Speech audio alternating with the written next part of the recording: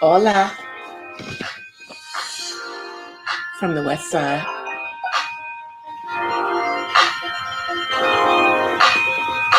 It's me, DC, the Purple Diva. Welcome to Not So Random Chat. Happy Monday, y'all.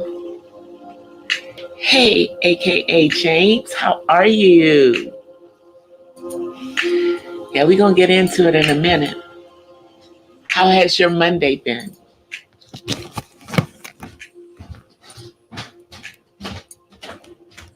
I hope it has been well. I had a good Monday. Yeah, we had a little bit of news in our celebrity world again.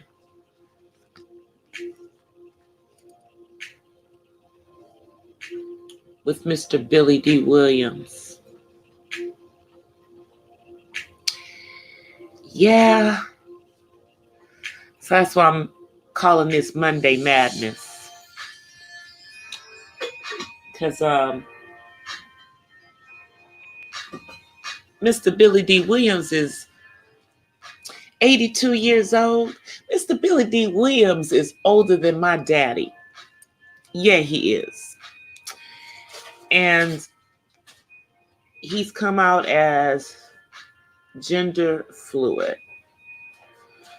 So I want to talk about what gender fluid is. You know? So let me start with what the actual definition of gender fluid is, because, you know, there used to only be, let me get this together. There used to only be heterosexual, gay, bisexual, and then we added transsexual, and then we added just queer, you know, and then we put lesbian so we can distinguish between men and women that are gay. I can't keep up. Hey, Poppet, how are you? Happy Monday. Happy Monday. I'm going to talk a little bit about this new term. Another one we add to the ever going list of sexual identities. So this one is gender fluidity. I can get my rented lips to work. So I want to let's talk about what does it actually mean first. Let's get a definition of it. I'm doing good, Papa. I am doing great. Glad to be back to work, even though it was a long day at work today. But, you know, I'm blessed. I woke up this morning. So, gender fluid is denoting or relating to a person who does not identify themselves as having a fixed gender. So it means that they're either a him or her, depending on how they feel. So today, or over the weekend, I think,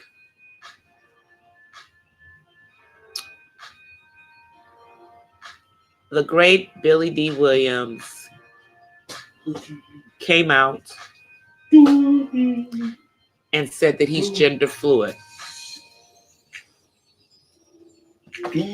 And what he said is that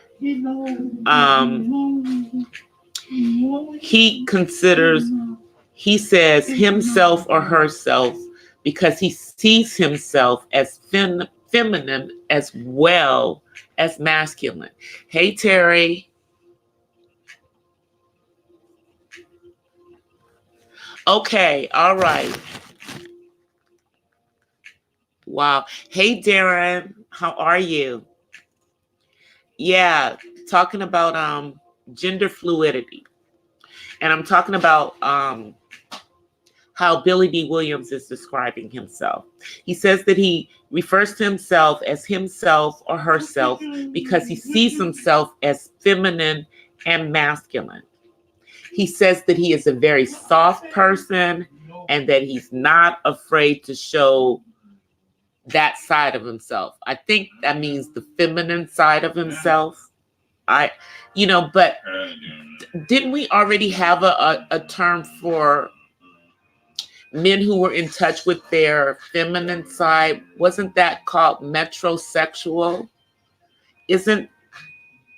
Or maybe I'm mixing it up. Let me see. Let's see what metrosexual means. Let's see what that means. Because, hey, maybe I just don't know. A metrosexual man. Metrosexual. I'm just trying to dissect this so that I understand what it is, just for myself. And I'm just taking y'all along on the ride with me. I hope y'all don't mind. Okay.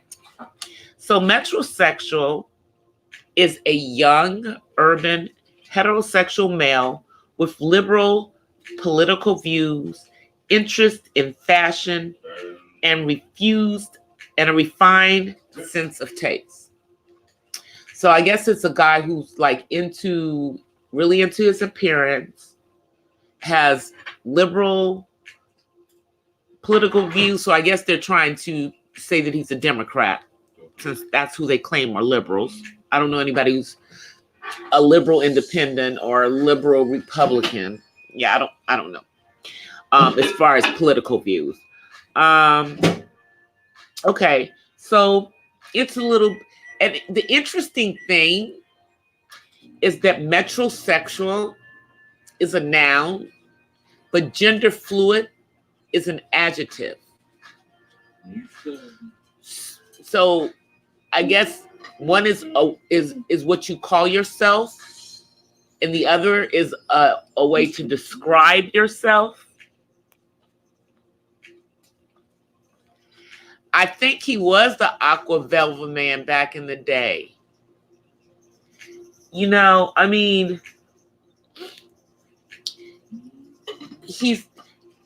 they're okay. Let's use Johnny Mathis. Now everyone knows that Johnny Mathis is gay. Okay, we all know he's gay. Johnny Mathis doesn't talk about his sexual who he prefers to, sexually or anything, but he doesn't have to. We know it. Because anytime you have a man that looks that good, that's never been married, never has kids, not really been seriously romantically linked to anybody. Yeah. You're a classic liberal, Darren. Yeah, but I don't know what their thing of a for the metrosexual. That's kind of a vague description, but I guess it's to me it always has been a way for heterosexual men to describe themselves when they were in touch, with their feminine side, but they're not gay. So, or bisexual. So that was my understanding, but I stand corrected because this is, the dictionary different of it. Yep. Billy D. Williams he was in Brian's song. He was in Lady Sings the Blues.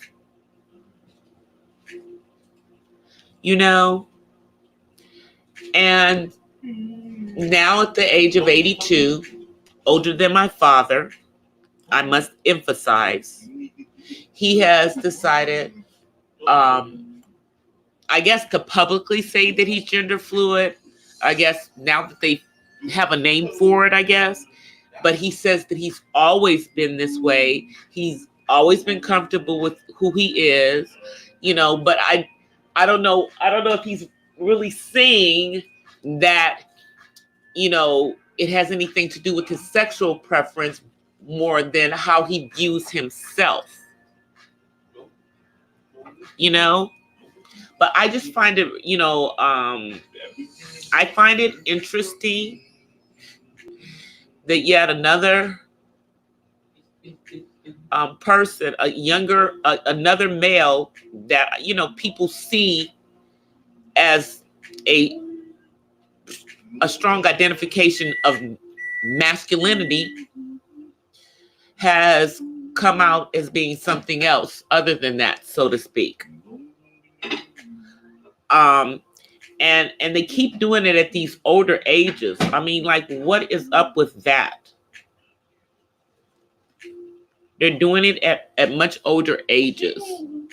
Like, let's see,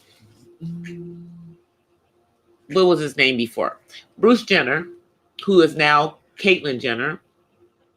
I mean, he was in his 60s when he decided to become transgender. Clive Davis, who I hate to use as an example because he was just undercover bisexual, comes out in his 70s as bisexual. And then now we have Billy D. Williams, who, people saw him and Bruce Jenner pretty much as very masculine men based on the types of roles that Billy D. Williams played. He played this cool, suave, debonair man in mostly everything that he's played. So it was a type of, masculinity, so to speak, that he portrayed. And now at the ripe young age of 82, he has decided that, yeah, it's kind of crazy. I don't think it's fair. Well, I'll put it like this. I mean, people are accepting of this from Mr. Williams. He's getting all kinds of love from coming out as being gender fluid. And for all we know, they could have known this for years, in Black Hollywood. And it just was not an open thing for people to know, but I just find it very, very interesting that within a 6-month period, we have Malik Yoba come out as a man who likes chicks who are also men. And now we have Billy D. Williams come out as being gender fluid within a 6-month period. And, I don't know how people saw Malik Yoba before that. I don't know if people saw him as being a masculine type of guy, but that's the way that he portrayed himself. Yeah, that was really kind of insulting when they gave him Woman of the Year when he's not even a born woman.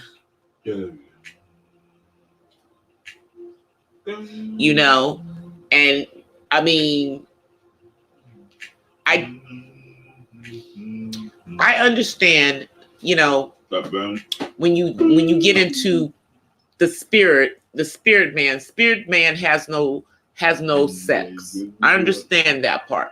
So, I'm trying to understand people feeling that who they are inside, I guess their spirit, so to speak, is something other than what their outside is. I'm trying to understand that, but I'm also of the mind that God doesn't make any mistakes.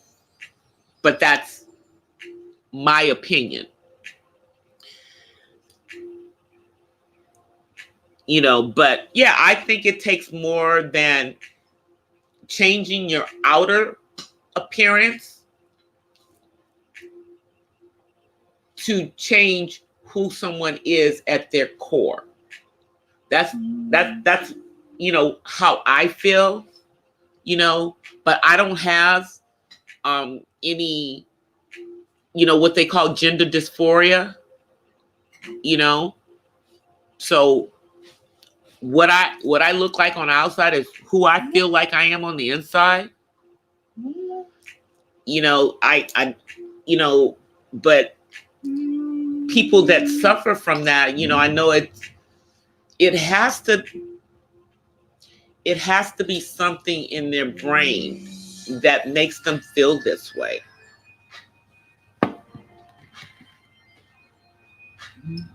Hey, Matt. I know Terry's not really hearing. I'm going to type something in the chat so he knows what I'm talking about. So I'm just going to type it in the chat.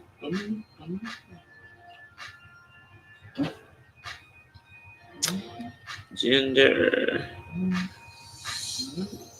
Yeah, because Terry doesn't have a good signal tonight, you guys. Because I know he would have something to say. Did I spell that right? No, I did not. Let me spell it right before I put it in the chat. I can't spell. Let me see, what did you say, Darren? Like, how does it feel to be a woman?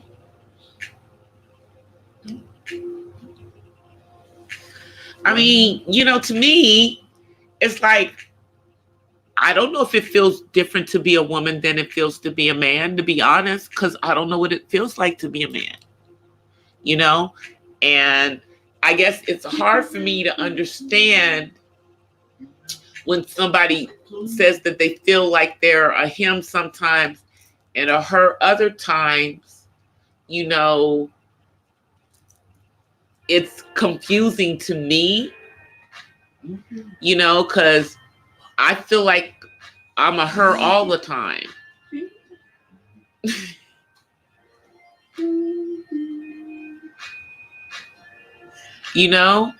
And I mean, so is gender fluidity a type of gender dysphoria? I'm asking the question. I don't know. Because it's like that their outside matches how they feel sometimes, and sometimes it doesn't.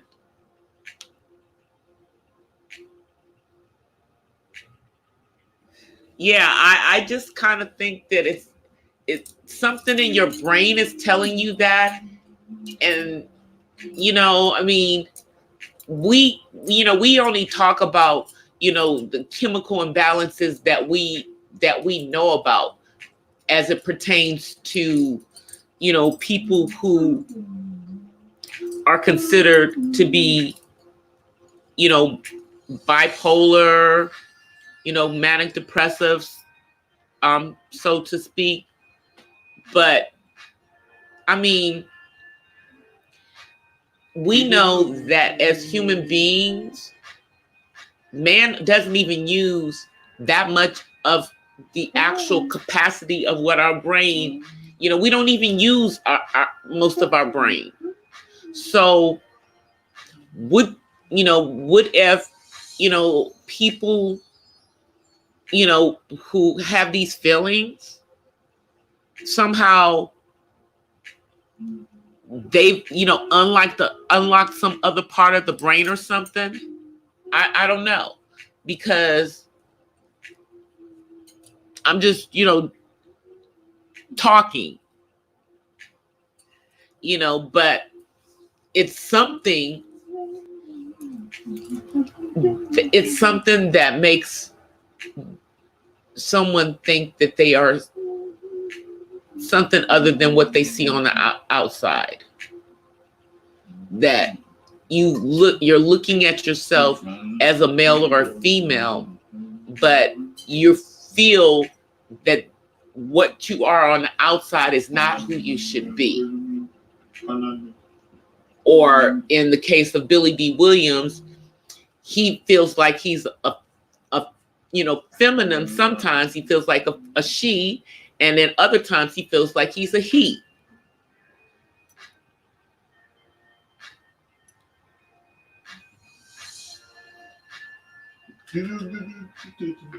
I know. I remember when you did your live on that, Darren. I remember when you did your live on that. But it's like, when you're talking about people who have what they term as gender dysphoria, I mean, to me, I'm wondering if someone who considers themselves a gender fluid, if that's another type of gender dysphoria, just maybe not as severe, because the person is not trying to change the outside of their selves to match how they feel on the inside, I guess. They accept what they look like on the outside because sometimes they feel like what it is they look like on the outside, and sometimes they don't. Remind me of the Almond Joy commercial. Sometimes I feel like a nut. Sometimes I don't. So funny, but it's like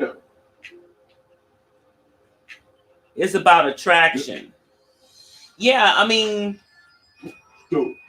but the way he's saying is that he feels like he is a female, or he feels like he's feminine sometimes,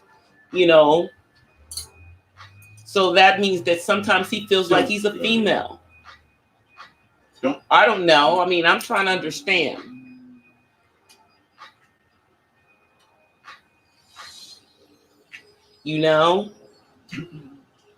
And I mean, as far as I know, but I don't know.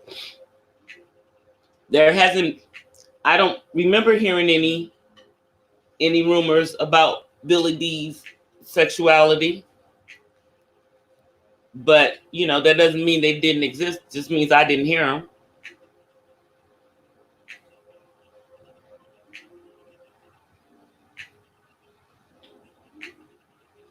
I know. I'm just trying to figure it out there. That's why I brought it up, because, I mean, there's so many different terms that we have now to describe someone's, I guess, sexuality or gender. I'm not even sure, because I think they've blurred the lines between genders and sexuality. They've got all these different genders, and so he falls under the person who's the gender fluid. Sometimes he's a woman, sometimes he's a man, I guess, in his mind.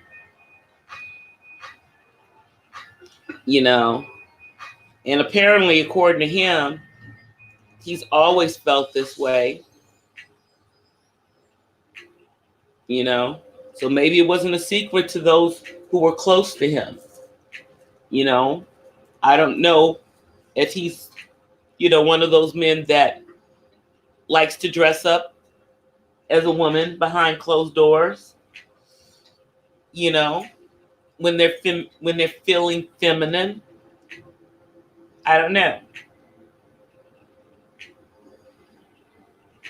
And I mean, I'm not for or against it, in regards to Mr. Billy D. Williams, because, he's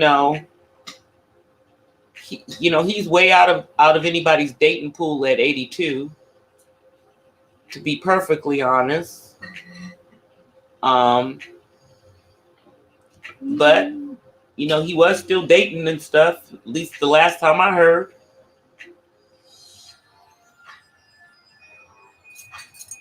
Last time I heard. But who else said that they were gender fluid? Isn't that what Jaden Smith says he is? Isn't he claiming to be gender fluid too? Will Smith's son?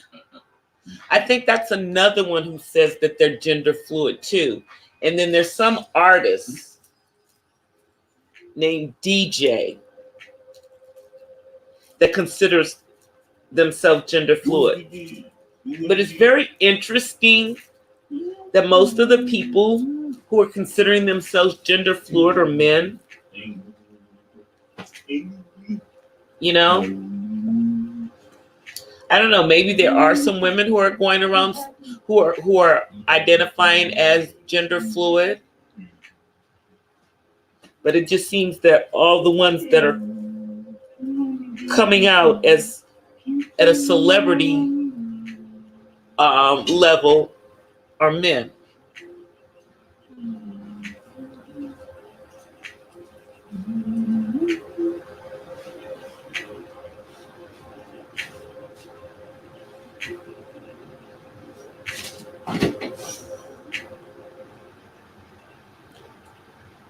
Okay. Yeah, Prince. You know, but Prince never he dressed certain ways, but he never thought of himself as a female. You know what I mean? He didn't think of himself as half female or, you know, sometimes a female, sometimes a male. And he was definitely heterosexual. So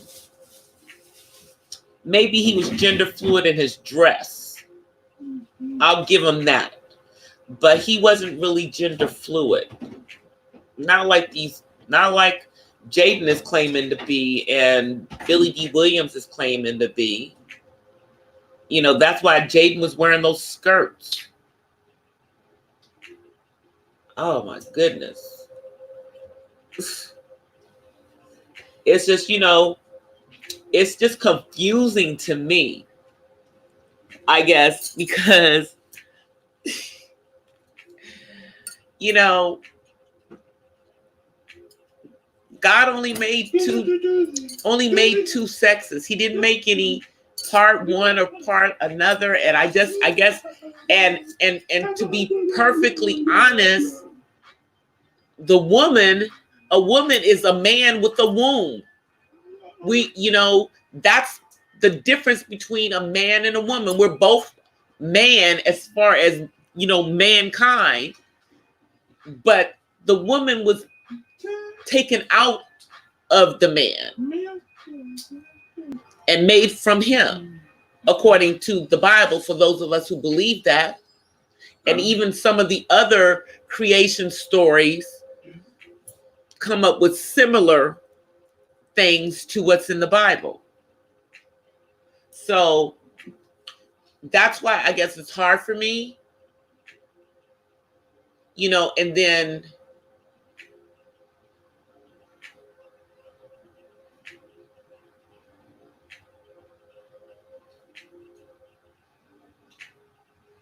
no, Prince did not like men. That's what I'm saying. He did not like men.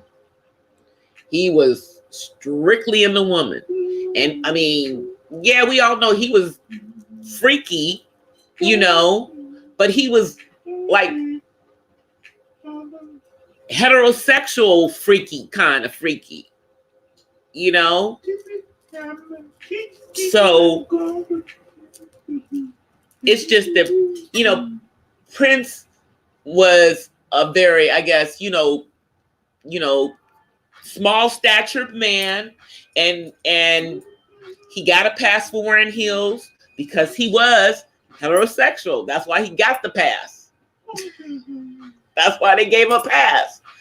So, you know, that's what I'm saying. You know, with the heels, yeah, that's a little gender fluidity in his dress, but I don't think he was gender fluid. You know, This is, this is some new stuff. This is some new stuff, y'all. This is some new stuff. It's just an interesting, yeah, exactly. That's exactly Prince. He wasn't what anybody would consider a sexual deviant. You never heard anything crazy like that in regards to him. You just heard that he was, really freaky with females. And turned them out sexually, but I mean, most of the women that were with Prince, they all ran to Jesus. So I don't think he was doing anything other than sexual kind of stuff with these females.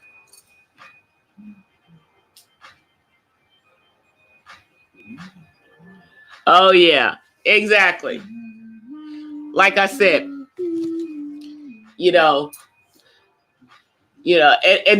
then too, the thing is that Prince always had a manly speaking voice, and he could hit those high notes, but he could come all the way down to that deep baritone. But yeah, nobody ever questioned his sexuality.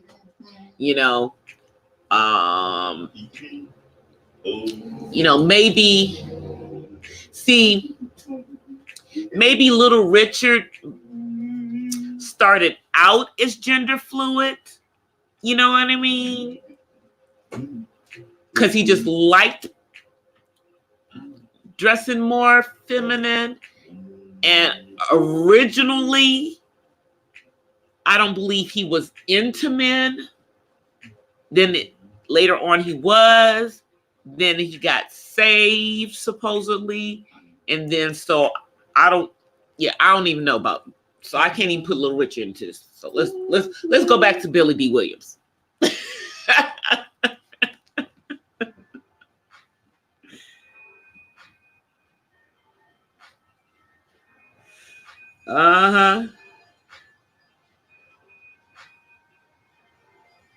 Yeah, and that's what I'm saying. It's like Prince is not even.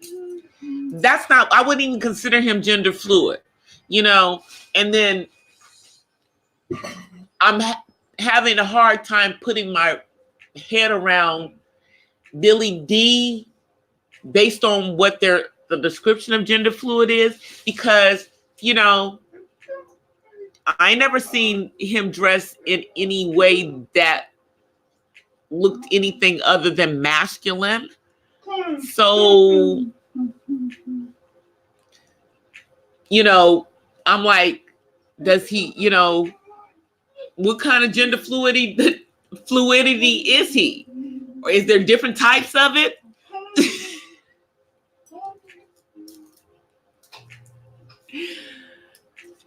I mean, we got all these different terms to remember. You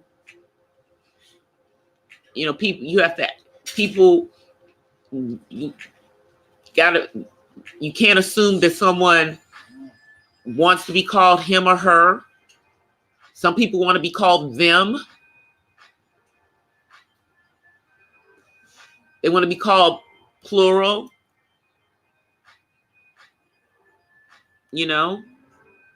So it's very confusing. And I think they have like all these different boxes for people to check as far as what they're, what they are. And I believe gender fluid is one of them. So I guess that's the box that Mr. Billy D. Williams will be checking from now on. I wonder if they're going to start putting all this stuff on the census in 2020. They ask almost everything except for your blood type. I wonder if they're going to start asking that because they're not going to just be able to put down people as male or female. You know what I mean? So they may have to have a box for gender fluid. I'm just saying. I'm just saying.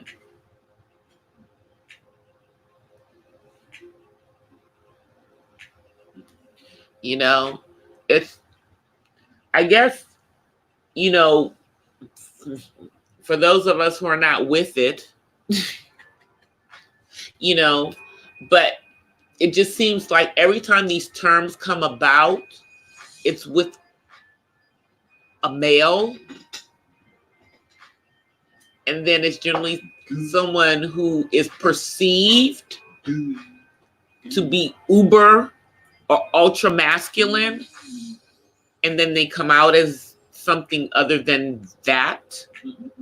Because being gender fluid, obviously, you know, even though we all still think of Billy D as being cool and everything, then does that change the way you view him, you know, from all the movies and all the roles that he's played? Do you still, you know, see him the same way as everybody saw as, you know, Billy D. Williams, you know, the ladies' man, now that he's come out as gender fluid? I mean, you know, does it change people's opinion of him? Do people really, or do people not care because it's Billy D. Williams? Do they just not care because it's him?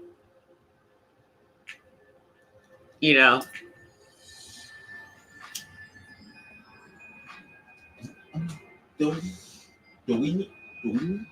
Or maybe because, you know, it's yet another, you know, let me play the advocate here. Maybe it's just another way of them, you know, destroying, you know, the ideal of Black masculinity.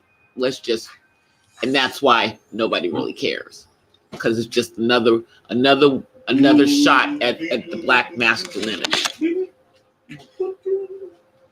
You know, and I know there's a stereotypical that they think of black men. You know that, you know, they suck it up. They don't express their feelings. You know, if they do express their feelings, you know, then they're soft. You know, so maybe that's why he's calling himself gender fluid, because he's in touch with his feelings. You know, I'm trying to understand. I really am, because I don't see what Mr. Billy D. Williams identified as gender fluid as the same gender fluid that Jaden Smith is. Don't see them as the same. Do any of you see them as the same?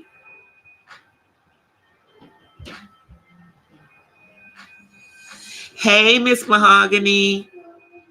We're talking about Billy D. Williams' gender fluidity and just discussing gender fluidity in general.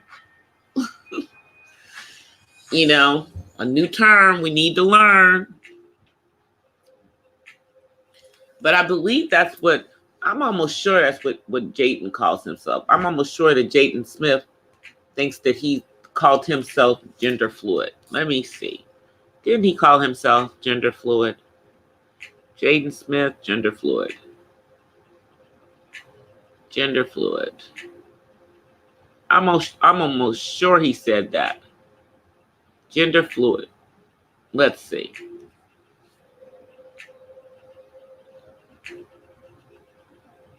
Yes, I was correct. That is what Jaden Smith identifies himself as. He identifies himself as gender fluid. That's how he, I guess, describes himself, so he can justify wearing that skirt. Yeah. Okay. So, you know, because he came out as gender fluid, what, what's it, 2019, like 2 or 3 years ago, Jaden Smith came out as gender fluid. Somehow it didn't surprise anybody, I don't think, though. You know, maybe that's what I think, Miss Mahogany. That's what I think. Because the way that he is describing his gender fluidity sounds very much like what I think of as metrosexual. And, you know, it's not the same thing. So, I don't know, maybe Mr. Williams has his terms mixed up, or maybe I have my terms mixed up, or maybe I don't know what metrosexual is. You know? Maybe I don't know what it is. Because clearly I don't know what gender fluid is, because we've got Billy D. Williams saying he's gender fluid, and we have Jaden Smith saying he's gender fluid, and the two shall not meet. They're nothing alike as far as what they're saying.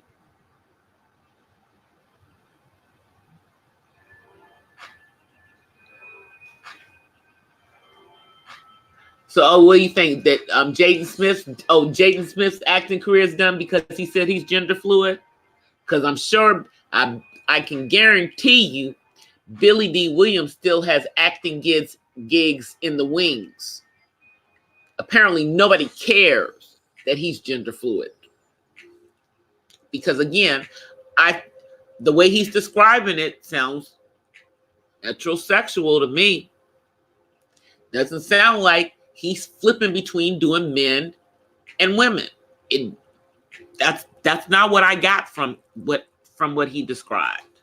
So, you know, I don't know.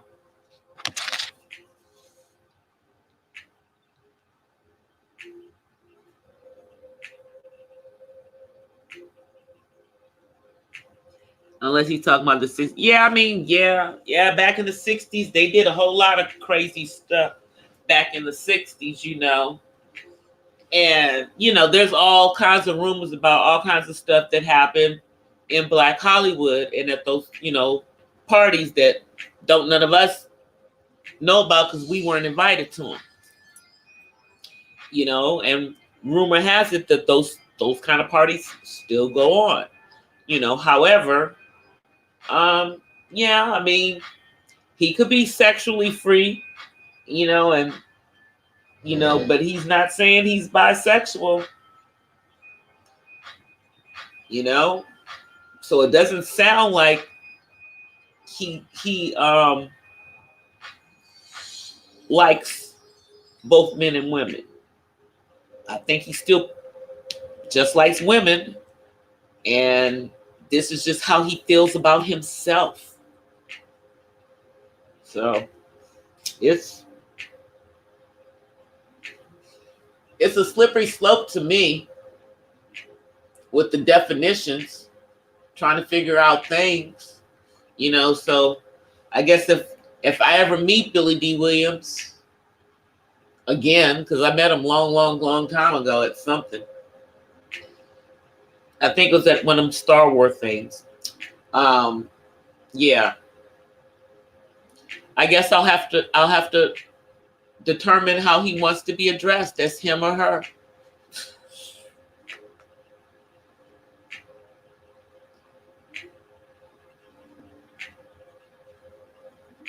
So Will's gender fluid too, because I know that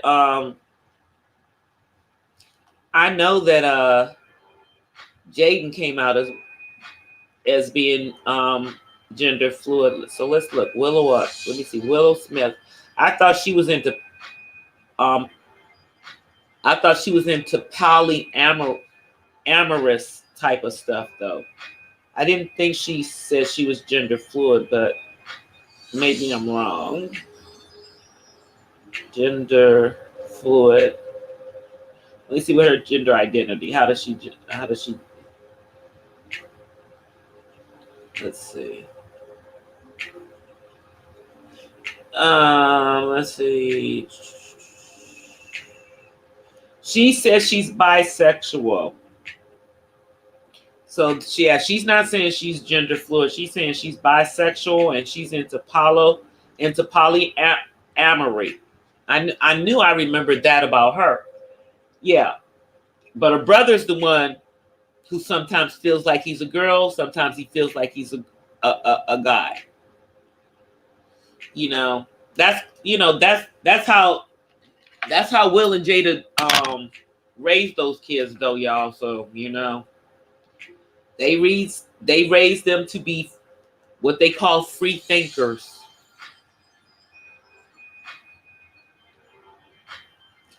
They raised them to be free thinkers, so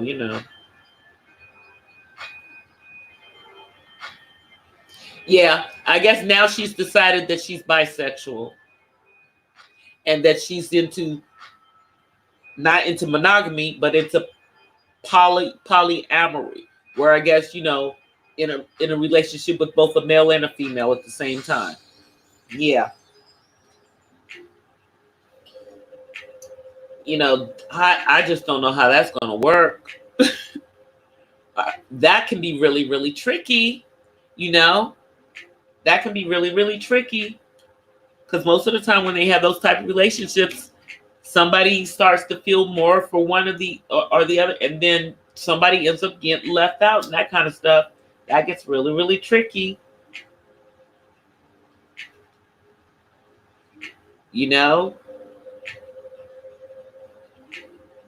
That would be really, really tricky if she ends up being the one getting left out in a polyamorous relationship. Yeah.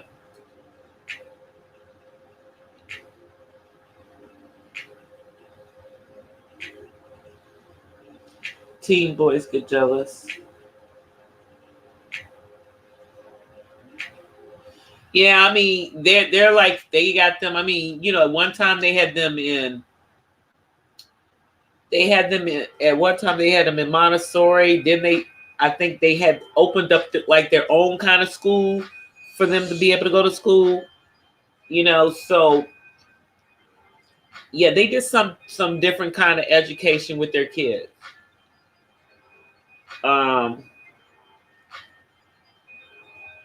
And they gave them a lot of freedoms very young. And I'm not saying that they didn't have some type of maturity to handle some of the things that they allowed them to be around, but I'm sure all of that has shaped why neither one of these kids is a straight heterosexual, because of everything that they were around. I'm just saying.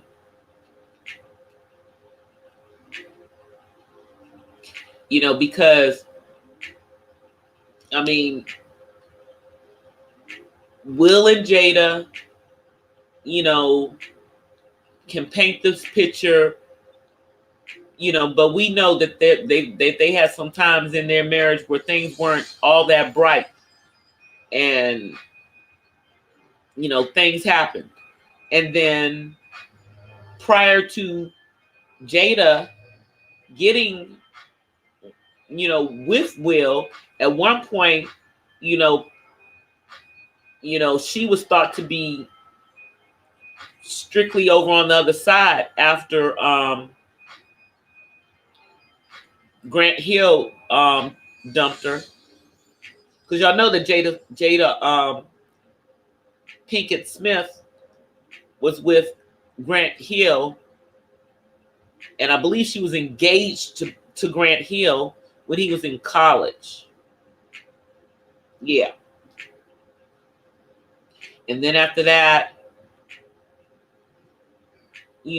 she kind of floated around, and then eventually she ended up with Will. But I know people that worked with her on sets, and just by the people she was hanging out with, they got the impression that she was into females for a period of time.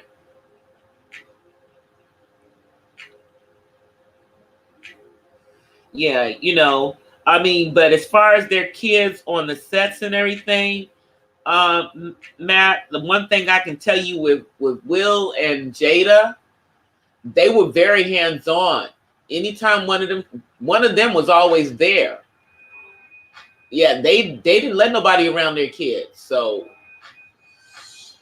I think it's just them and their lifestyle, and them being free thinkers. And I mean, I believe on Red Table Talk one time, Willow said she walked in on them. So again, they're kind of free. So that's probably why the kids are the way that they are.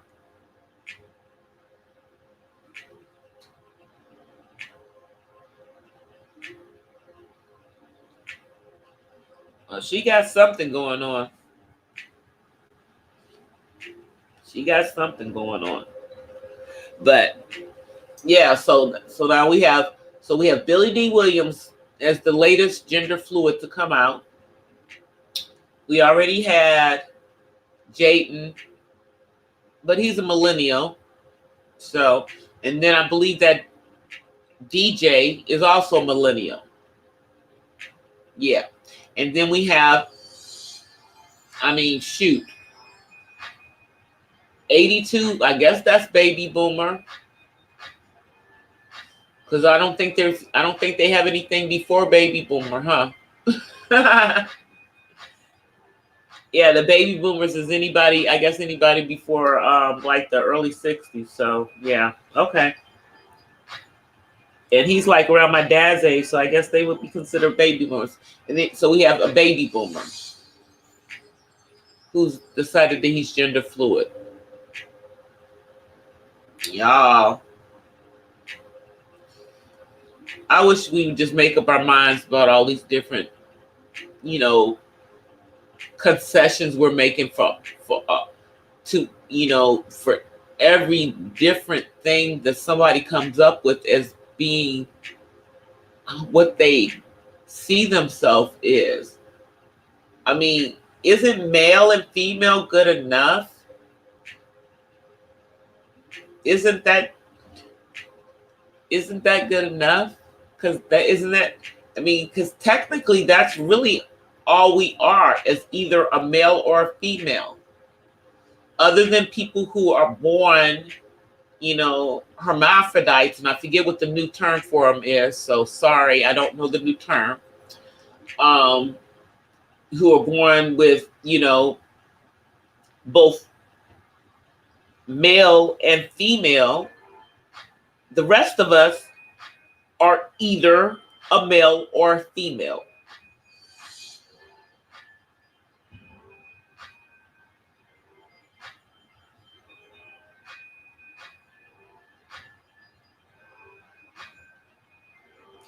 Yeah, oh yeah, I remember she was talking about all of that stuff. That's interesting, but with Jada, you got to think about it. Think about how she grew up when her mom was an addict. And I think even her dad was an addict at one point, when he was alive. So even though her mom was, I believe her mom was a nurse at one point, her mom was also an addict too. So she grew up in that environment, and B-more is no joke. Baltimore is not a joke. It's not a joke. And I think she used to be a dealer when she was a kid. I think she was a dealer at one point when she was a kid. Because I think she was dealing when she was in high school and she met Tupac. And she said that he told her that she was better than that.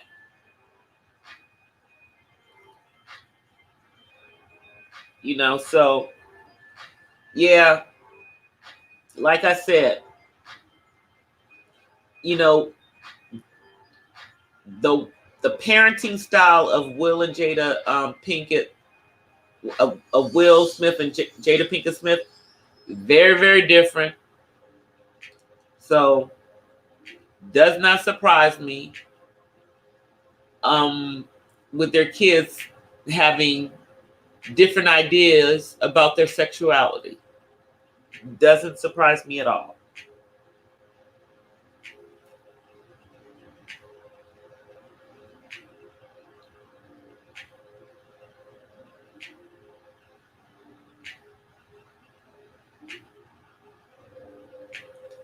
Exactly. That's what I think too. So everybody will be part of the alphabet community, except for those of us who, if you happen to just be, strictly see yourself as a male or female, and you strictly are attracted to the opposite sex, then you're the only ones who are not part of the community, I guess. That's an interesting thought.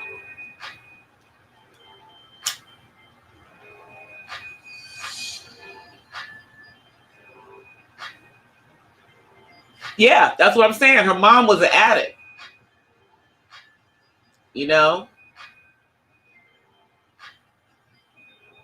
And I mean, she's talked about that a lot of times on the show, on the little red table talk thing that they have. Did you guys see the show? Did any of you guys see the red table talk when T.I. got on there to try to explain himself in regards to the hymen stuff? That was ridiculous. And I don't even know why Jada even had him come on, because he just dug himself deeper in my eyes.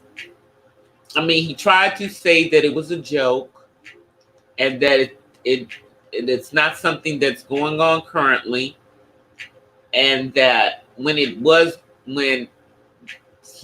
there, so was, her mother, who is obviously not tiny.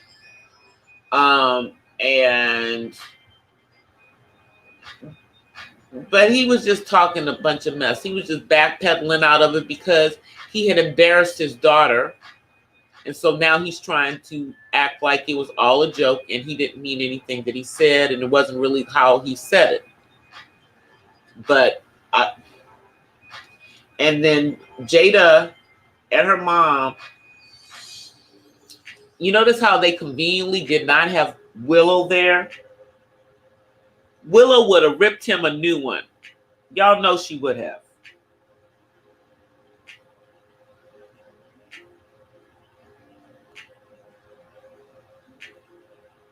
I would not have even,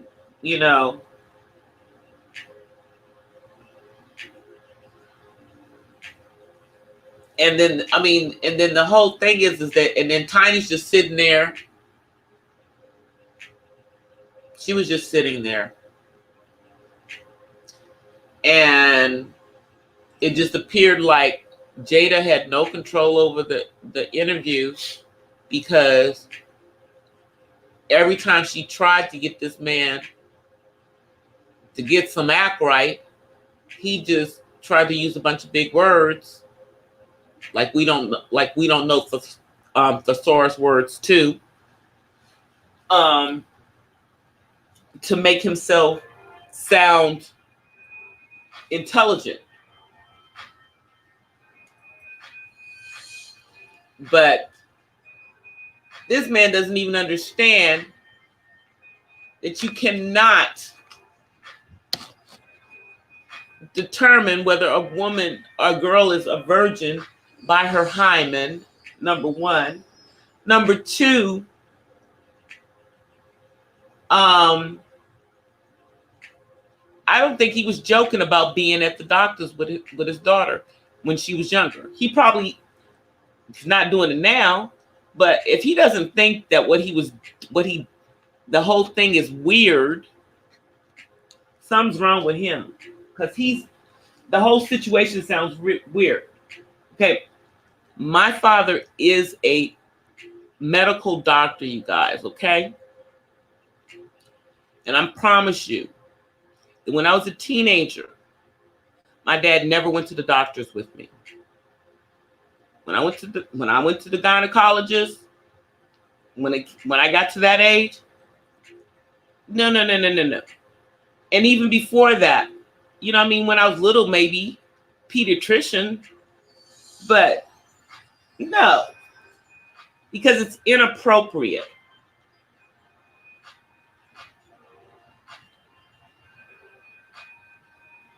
Yeah, he read the dictionary every day, man. You know, but I don't have to read the dictionary every day to know the words. You know, I learned them along the way. I didn't get my dictionary education in prison.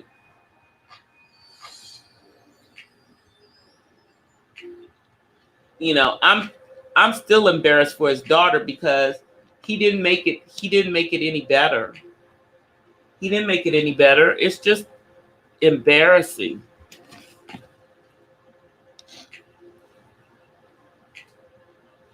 You know, you have so many people. I think he has a narcissistic type of personality. You know, T.I., yeah, I think he does. Because somehow, even though this was supposed to be about, you know, cleaning up the stuff because he had embarrassed his daughter, he somehow made it all about him.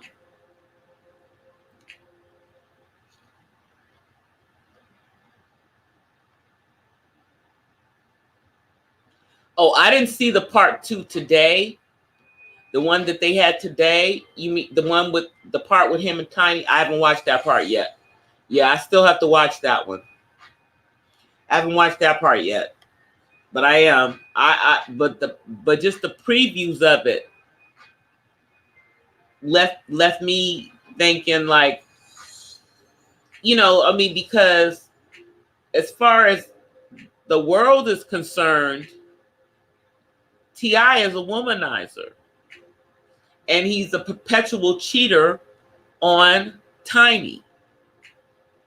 And even in the clip that they showed, she said that she never had gotten physical with anyone while she's been married to him.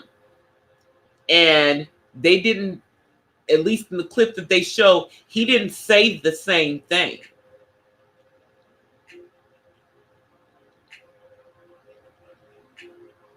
So I got to watch the other part of the interview, you know. I mean, he just comes off as misogynistic, though. He really, really does. You know. And I could be wrong, but he comes off as being misogynistic. And, you know, I'm sure he knows what that word means, too.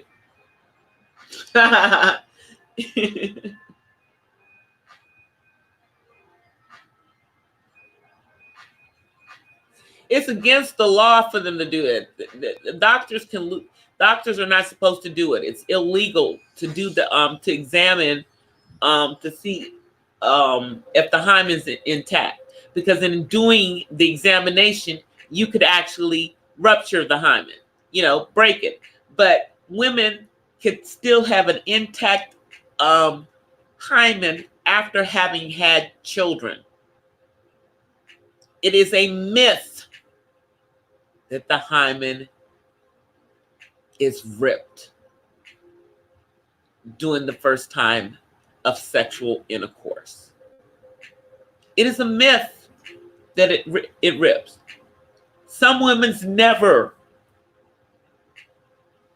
So that's just ignorance.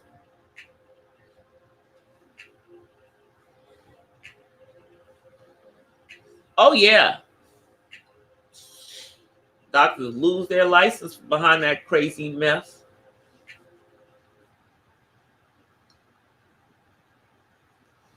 You know, And they've banned it in other countries as well. They're banning that same practice in other countries as well. It's barbaric. It's an invasion of a woman's body.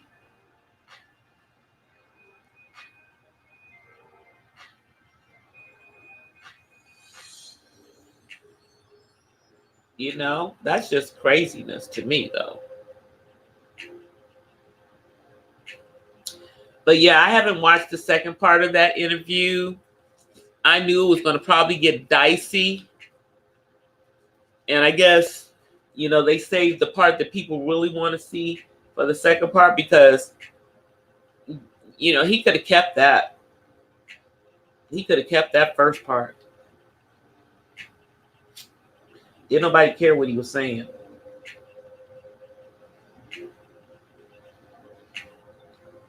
So on the second part there, I guess they're talking about their marriage. And I'm going to have to watch that. We'll talk about that on tomorrow.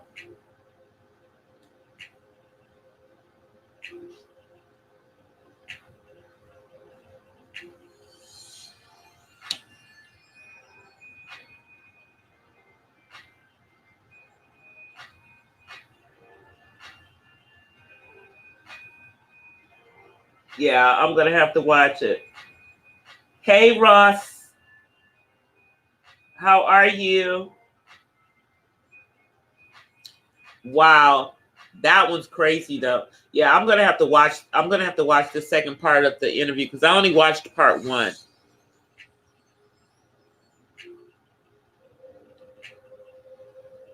And I just didn't get a chance to talk about it last week, There was other more important stuff going on. I was like, there was other more important stuff going on.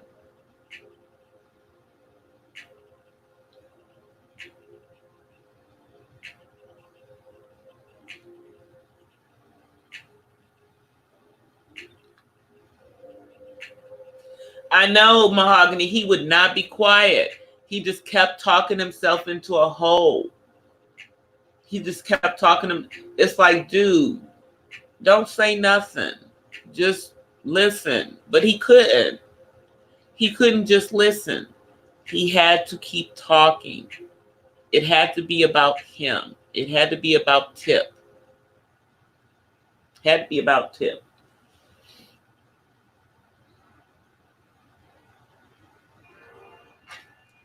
Girl, I hate when men do that. So he's gonna blame his wife for him cheating. The girl already got an inferiority complex. You see, she done gone and permanently changed her eyes to some gray color, and then she had that nose job done.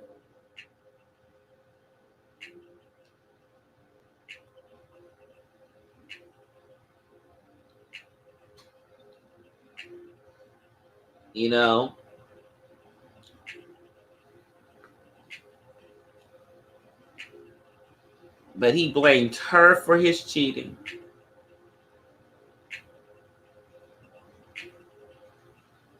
That is so crazy.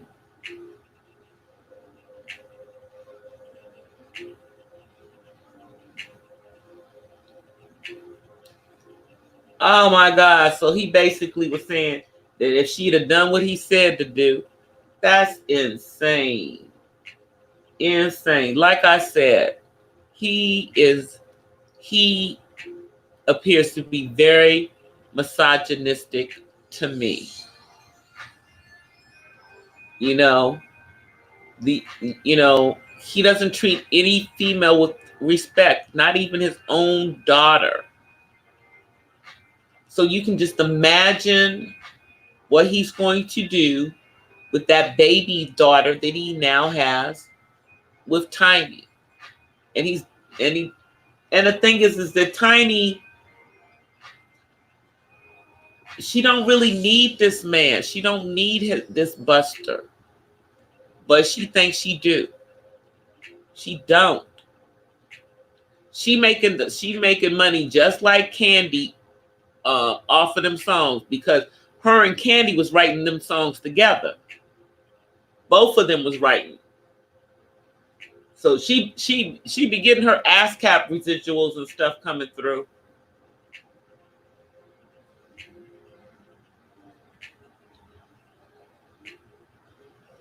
Yeah. Tip is tripping though.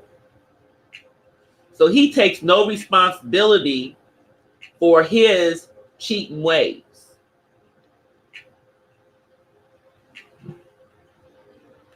That makes perfect sense.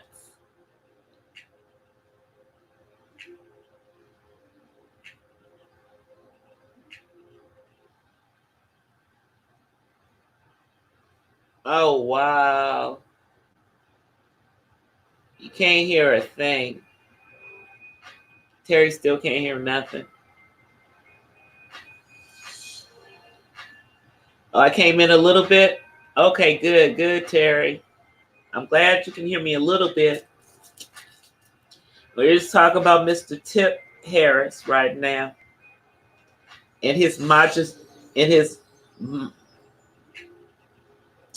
woman hating ways.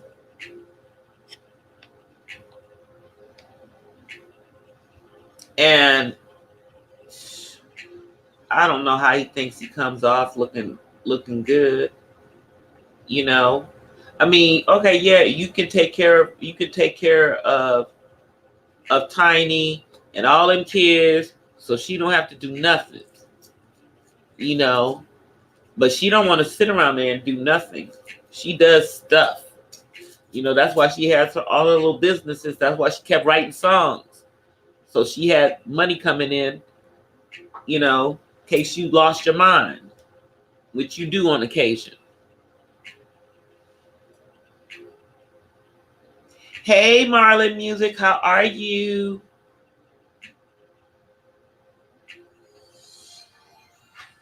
That was, Marlon, that was such a blessing yesterday. That was such a blessing, just coming in there and just listening to that music that you were playing. Thank you again so much. I love coming through and listening. Sometimes I'm just listening in the clouds, but I come through quite a lot and listen when you're playing. Oh, thank you. Busting those suds, huh?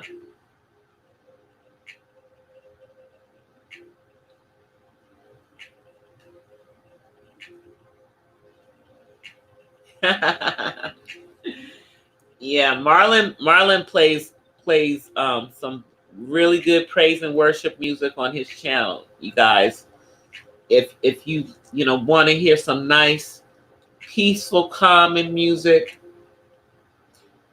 on the piano, blow through there. You will definitely be rewarded with some good sounds. But getting back to the gender fluidity thing, it's very confusing to me. I know now, like, they've got a bunch of different things that people will put down. I think at the last count, it was something like 10 or 12 different things that you can put down as what you are.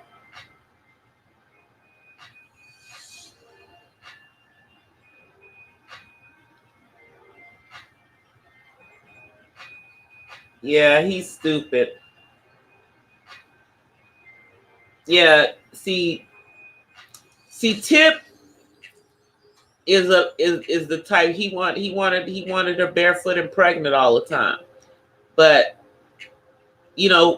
she gave up her career for a while, but eventually, I mean, shoot, she belonged to a really good group. And so he got jealous of them coming back together, because she don't need him if she got her own money. He tripping.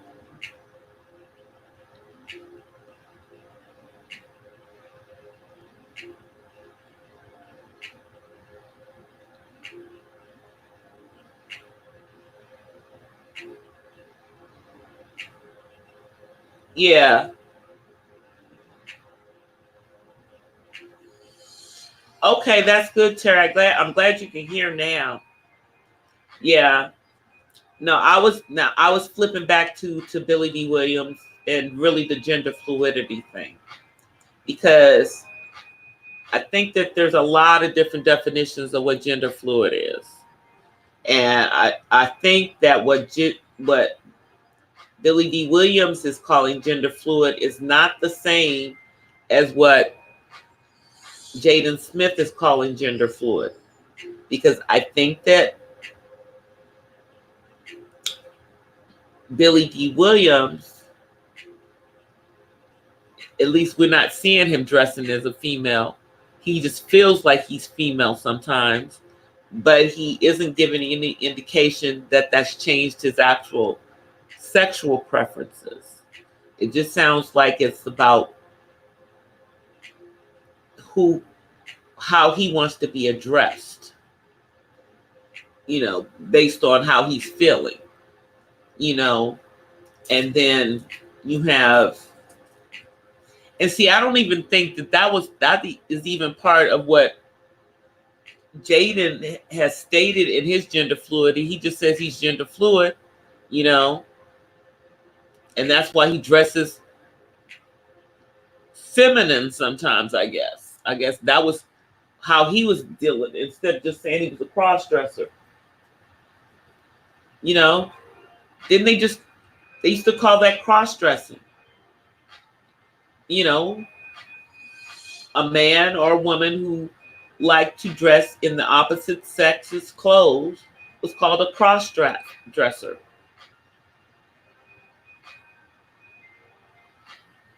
A twink. Yeah, that would still be gay. That wouldn't be gender fluid. Gender fluid means there might be a female somewhere in there, but I don't think so with him.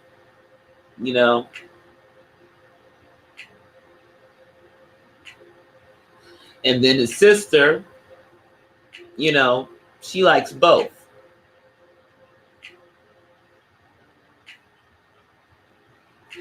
But it seems like there's a large gamut within the gender fluid community. Seems to be a large gambit within that.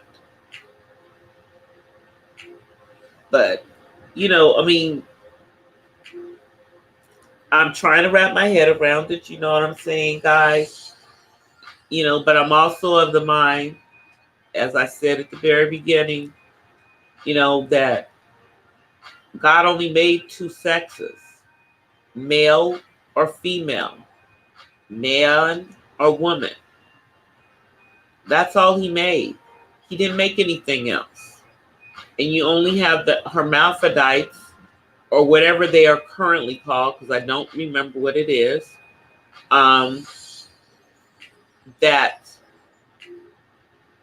have the distinction of having both.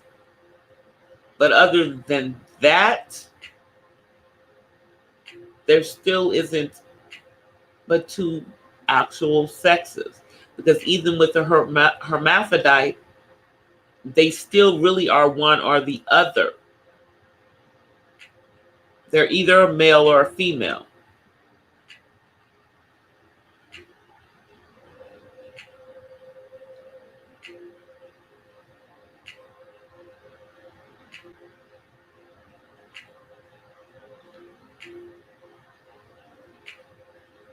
She likes mannish women. Ha ha ha ha.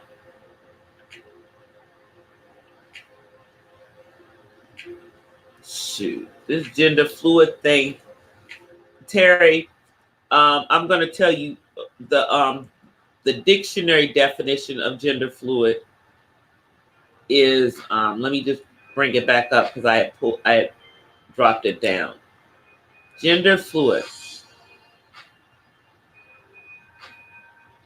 Okay, the definition of gender fluid, it's an adjective, so it's a description. It's the way somebody describes themselves denoting or relating to a person who does not identify themselves as having a fixed gender. Means sometimes they feel like they're female, sometimes they feel like they're a male. And then they give an example. Um, the actor DJ, who identifies himself as gender fluid. And then I also talked about Jaden Smith, who says he's gender fluid. And now we have Billy D. Williams, who says he sometimes refers to himself as himself, and sometimes he refers to himself as her. So he goes between him and her.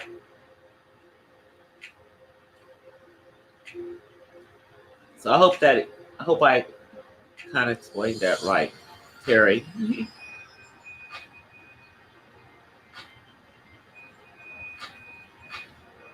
Yeah, that's pretty much that. That's pretty much. Yeah, the hood definition is probably accurate, and much more simple way of saying it,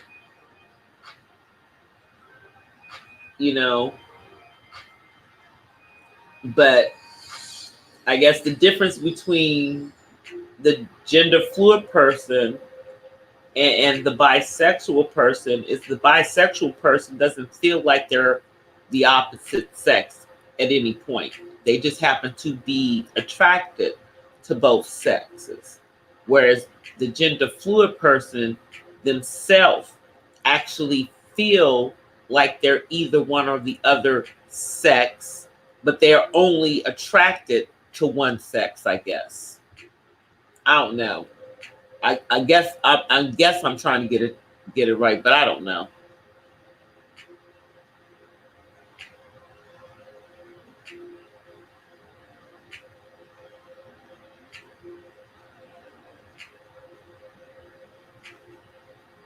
It's just interesting to me, Terry. It's just interesting to me, because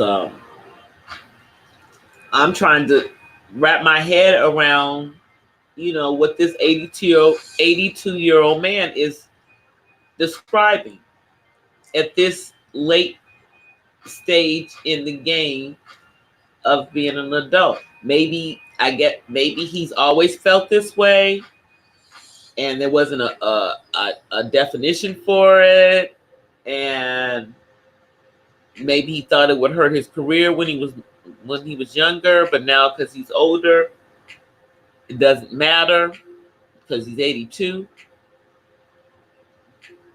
Maybe that's the reason why he's coming out and saying this right now.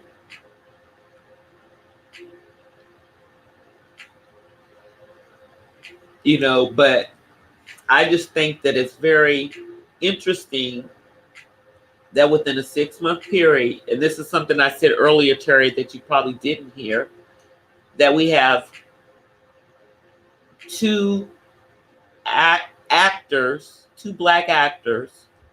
that are known for playing very masculine type roles, especially like with Billy playing, the ladies' man, pretty much. That both of these gentlemen, him and Malik Yoba, have come out saying something contrary to, what they're known as, both being known as being quote unquote masculine men. And it seems to me that some of this is to destroy the male, the black male masculinity, the idea of it.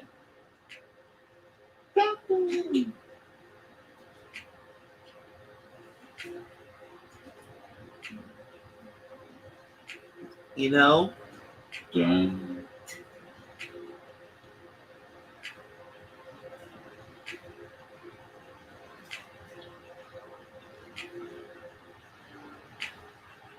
Oh man, You know what, Mahogany? I'm telling you that they're trying, in some places here in the United States, they are trying to make it, they're trying to normalize that. They're trying to normalize that sickness. You know, they are. And I don't know how that's going to happen, because even the most violent criminal knows that the person who sexually defiles a child is sick. You know, they can't even put that person in general population. If they put them in general population, they are dead. Hey, Hollywood. How are you? Hey, T Million.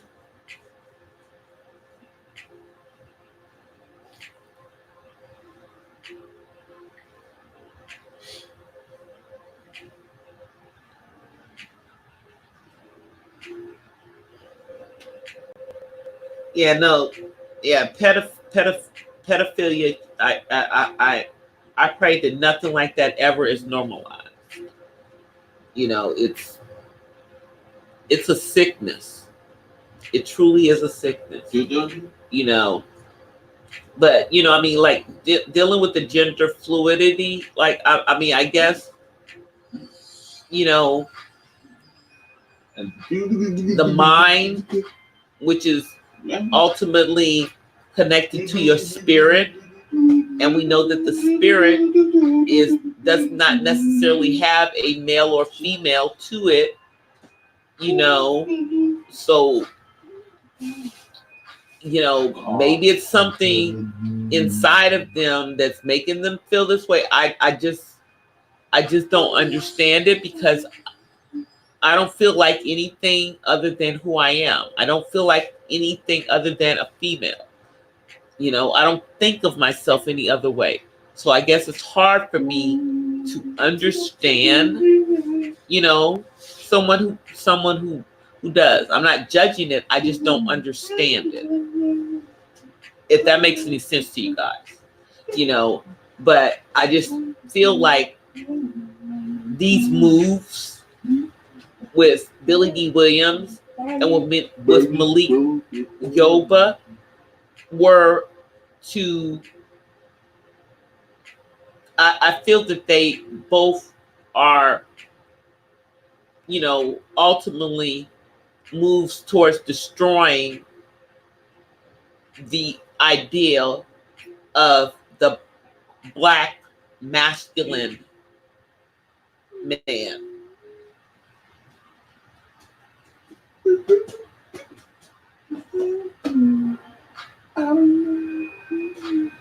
You know, that's what it just seems like that to me. I mean, you know, same thing with Bruce Jenner, now known as Caitlyn Jenner. Same thing. That was someone who people saw as a very masculine man because of him being an athlete, and then also popping out a million kids. And then he turns around and says, I've always felt like I'm a female. And then he becomes a female. So that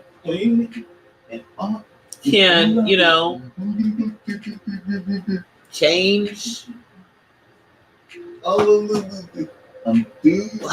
people perhaps see masculine men.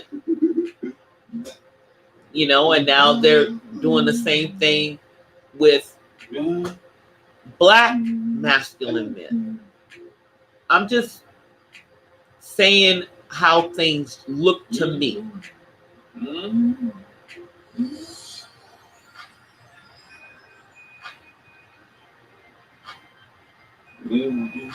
Yeah, but church ain't gonna getting away with that stuff no more. It's all coming out, and I'm not just talking about the Catholic Church, because we very well know that it's not just the Catholic Church that is molesting children. It is your Baptist churches. It's your Church of God in Crisis, Church of Christ, African Methodists, CME, your Lutheran church, your non-denominational church. It happens everywhere. Even happens in a synagogue, even happens in mosques.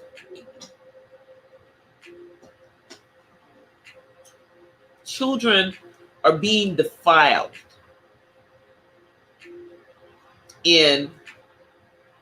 within houses of worship.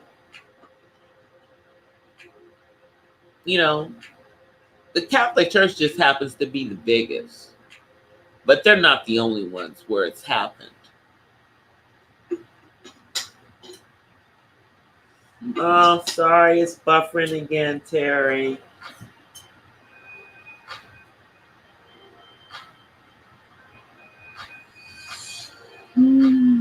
But child molestation, that's like a whole nother thing, because that's just innocence right there. And when it's happening in churches, going after those teenagers and young girls and young boys.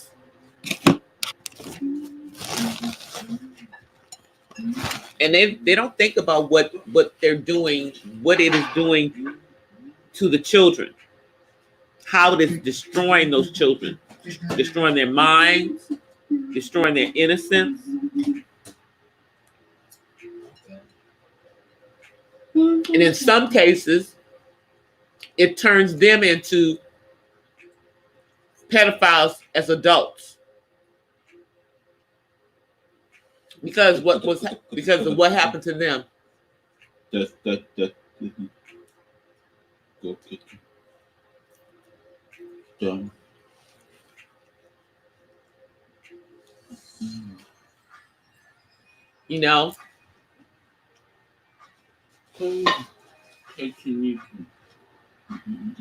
Yeah, I'm saying no place of worship is exempt. It doesn't even matter. No place of worship is exempt from doing stuff to kids. I wish we could say there is one, but it's across the board. I mean, that's the reason why, churches, most churches, anybody who works with the kids, they have to go through a live scan these days at most churches. Most churches have to have anybody who is working with the kids to go through live scan. They have to make sure that they don't have any type of record of having done anything around kids. I mean, and it's not saying that if someone does have a record like that they can't work at a church, but they can't work around the kids.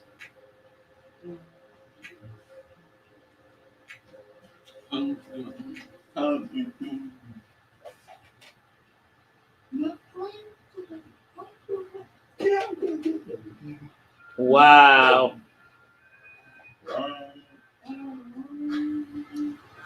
Yeah, I mean, just think about it. Also, that's why you have the number one part of human trafficking is children into the child sex slaves. You know, a lot of these kids a lot of these people that they go missing are human trafficking.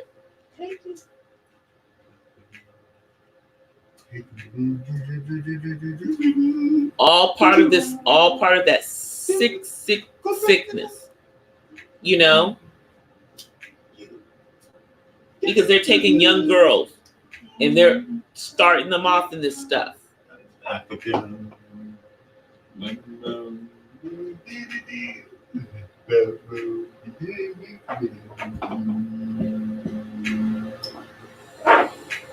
Yeah, I'm just like, to me, I'm like, and believe me, I am not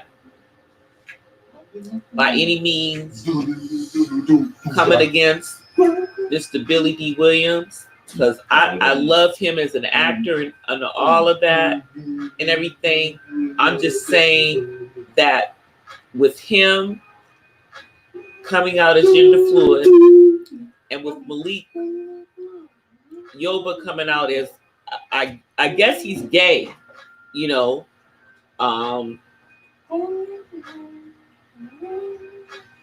you know, even though he prefers transgender or transsexual, I don't even know, men, you know, it's just that to me it's like a breakdown in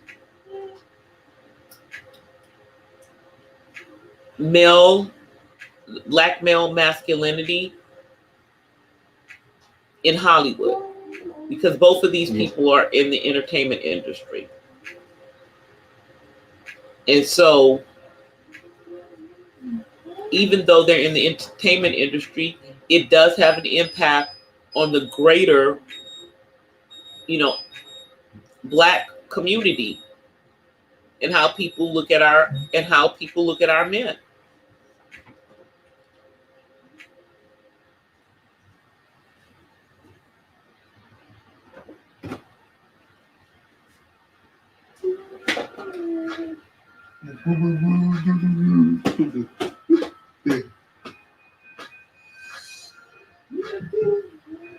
All right, Marlon. I'll see you tomorrow in these YouTube streets.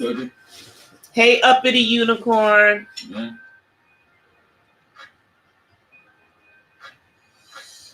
You have a sister that shows signs. That person somehow.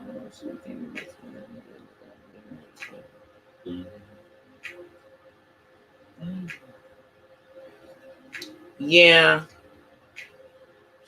Wow, Terry.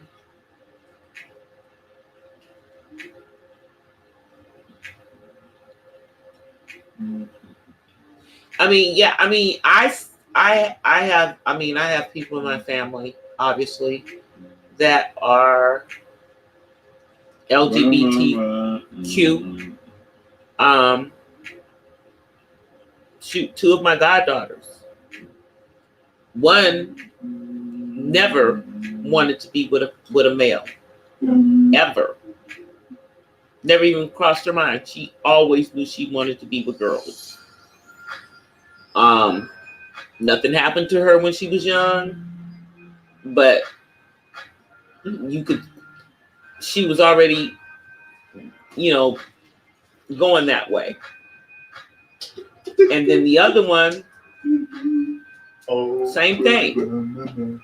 You know, but she likes boys too. So, you know, but she says half these boys out there are they ain't trying to be with a girl, they trying to be with some dude. That's what a lot of the millennials are dealing with, you know.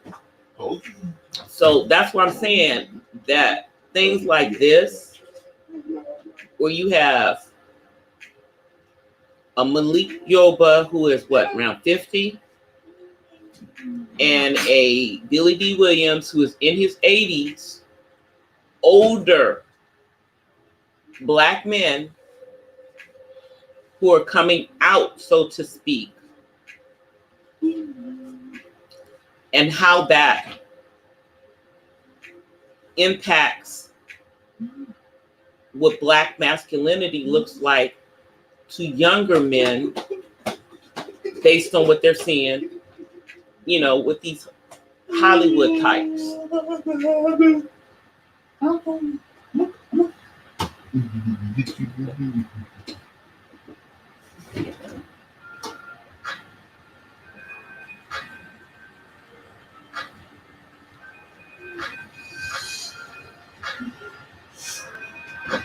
Yeah, I mean, so it's like gender fluidity. Okay, so now we have Billy D on the on that bandwagon. I mean, not saying, like I said at the beginning of the broadcast, not like he was ever in my dating pool, you know. But I mean, there's a lot of older women out there that like Billy D. Williams. I mean, I'm sure they like him still. I'm sure this doesn't change them liking him, because he didn't say that he liked men. He said that he thinks of himself sometimes as a male, sometimes as a female. So basically, sometimes as a him, sometimes as a her. So he didn't even say that he doesn't think of himself as a male. He just thinks of himself as a him or a her. And it's just splitting hairs to me, y'all. Splitting hairs.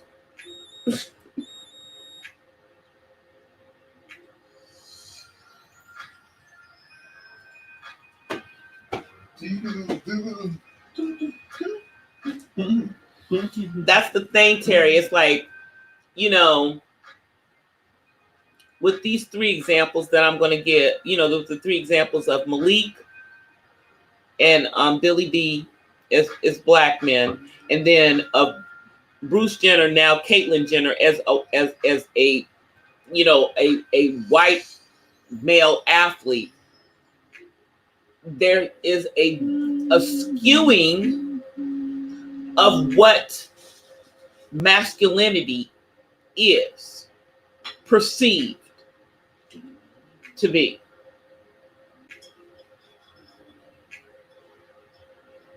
You know?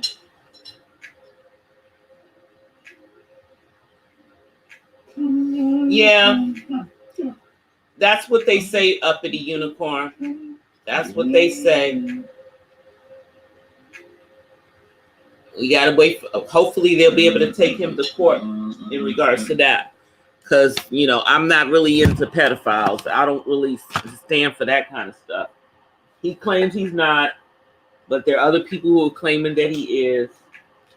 So, you know, that is done in the dark will come to light. Because if he was messing with kids, and those kids are still around, he ain't making the same kind of money he used to be making. So I'm sure if he was paying people off to not say anything, he can't pay him off no more.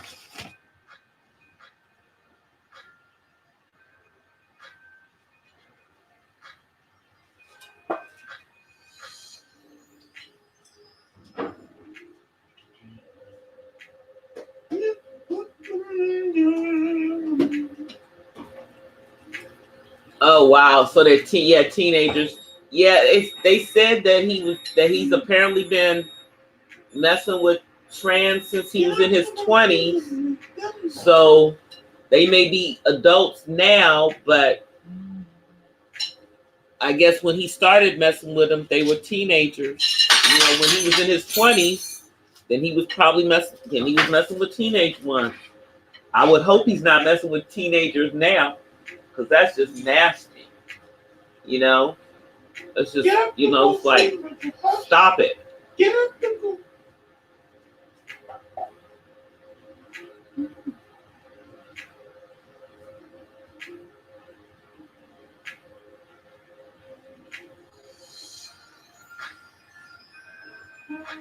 Yeah, I mean, there's some, in regards to some women who I guess who are lesbians, Some are lesbians because of bad experiences with men, but that's not the reality for a lot of them. You know, some of them, a lot of them just felt that way from childhood, but there are some that decide when they're older, you know? And then you have the ones that start out liking both and then eventually decide that they just want to be with one, you know, with women.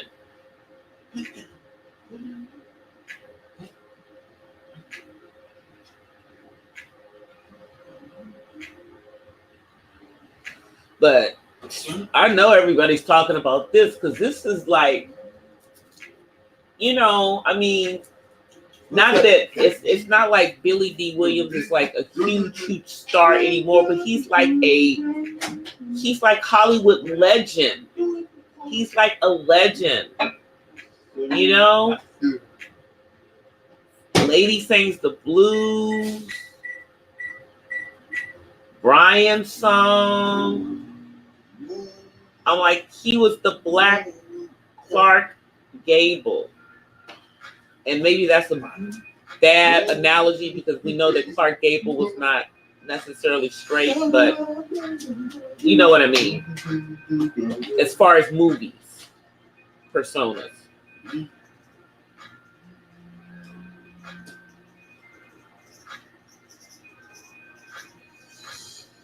Yeah, that's what I'm saying. With some women uppity, I know a couple of women that flip after really bad relationships. It's one of my friends from college. She dated this guy that I knew in college. I mean, dude was a dog. He was a dog. And then after college, she completely just flipped to the other side. You know? Still a sweet girl, you know, and everything, but I know the guy involved, and I can't even say anything because, you know, now, I mean, it's like it was two different friends of mine that he was doing all this crazy stuff to. And one, you know, just went that way. The other one did not. You know, so it depends on the person.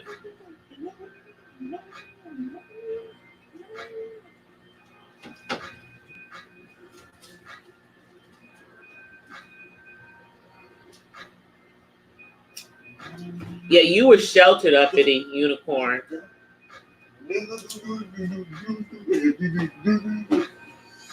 I, on the other hand, was sheltered, but was not sheltered from the medical facts because my dad is a doctor.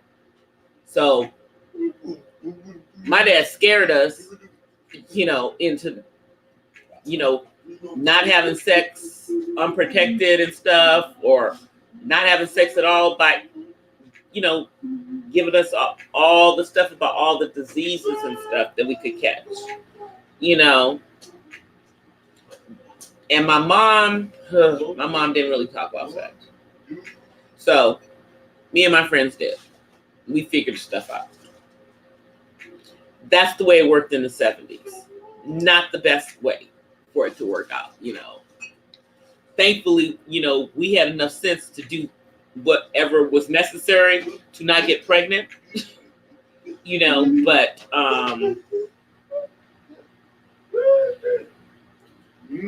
these children don't have that kind of sense no more. And they have more resources than we ever had. I mean, like I was talking about yesterday, you know, they already think that they're invincible, that, you know, nothing can touch them, you know. And then, but with the little girls, a lot of little girls, a lot of the young ladies flip are on the other side to only females because a lot of the young men as gangster as they're dressed, ain't even checking for no females. They checking for dudes. So it's a lot of that going on these days. And then that makes you wonder if this,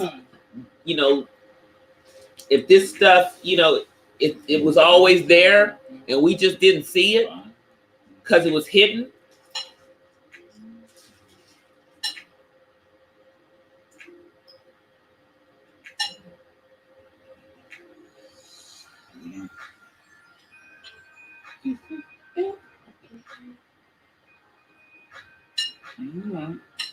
Yeah, I think I got a little wild when I got to college, but not too wild. I was like, I was a little wild, but not wild as far as sexually. I was wild as far as, I would hang out, get high, drink, but I did go to class. So, and I did study. But having that freedom, I did enjoy it, but I guess, I had another plan, so I wasn't trying to get a reputation in college of sleeping around. So, no. But these kids don't even care these days. It's like nothing. It's like nothing. And then everybody thinks I guess now the end thing is to be bisexual. Everybody's bisexual. Everybody's bisexual now. So I guess that's the end thing. So I guess the new end thing is to be gender fluid, which is I don't know. I don't know what that is. I guess it's something similar to metrosexual, but hey, I don't know.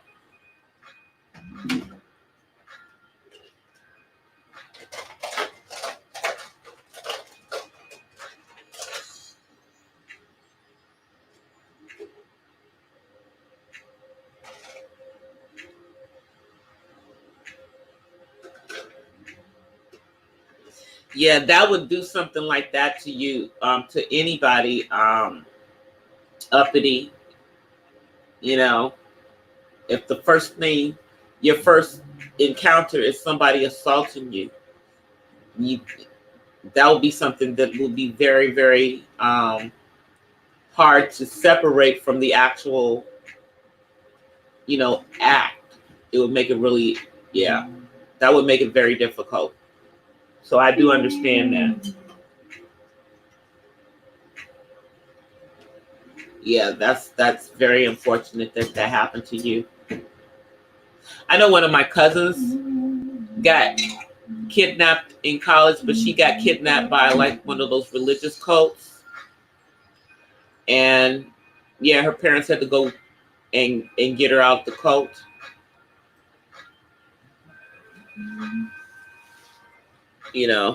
Which was interesting because she was a PK. And I have a lot of PKs in my family, and most of them got messed up before they got it together.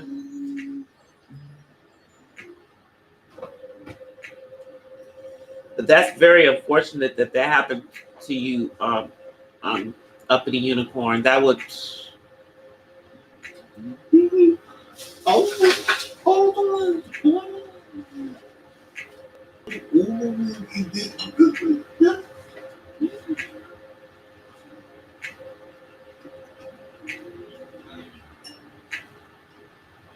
Child, I didn't have my son until I was 32, so. And people thought I didn't want any kids because I didn't have a kid. I was married and I didn't have any kids, so they thought I didn't want any kids. I just hadn't gotten pregnant. That's all. So, But my son is 24 now. And according to, you know, some sectors of YouTube, I have hit the wall. And I'm okay with that. I'm okay that I've hit the wall. Cause check it out. This chick that hit the wall don't have a problem getting a man. Getting a black man. Mind that. So they tickle me with that part. About women hitting the wall.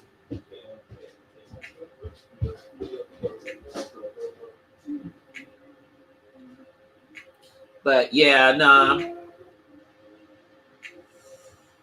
That would cause me to be very repressed. I think it would. You know.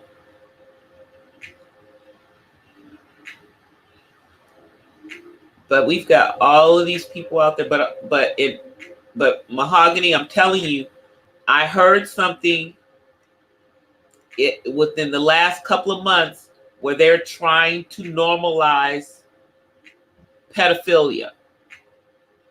Telling you. So be looking, be alert, stay woke, because they are trying to do that. I think that's why they keep coming up with all these different gender identifications and sexual identifications, so that they can try to slip that one in to normalize it.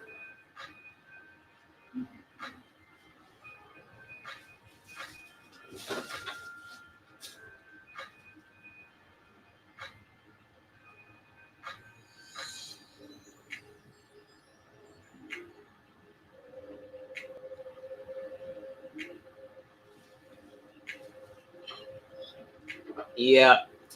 Child, uppity unicorn, I could care less about what they think. I'm like, because I know I'm cute. I'm like, and I know I don't look my age, and I don't really care about any wall that I hit, because I'm not trying to have no babies, because I already have one and he's grown. So that's not my objective in life. You know, and I'm not a pick-me, as they call them. You know, but any guy that's talking bad about females at all times makes me wonder if they actually have a female. That's what I wonder. But that's just me. Because I'm never talking bad about black men. And I wouldn't talk bad about black men whether I had a black man of my own or not. Because I have a son that is a black man. So now why would I be talking about black men bad? Why would I even do something stupid like that? Because if I did something stupid like that, that would be something that my son would see. And he would feel some kind of way. You know, and people may think he wouldn't feel some kind of way because he has autism, because they think he maybe doesn't understand, but yeah, he does. He knows whenever you're saying something that's in regards to him. And he could see if I had a disdain for black men, which I don't. I love black men.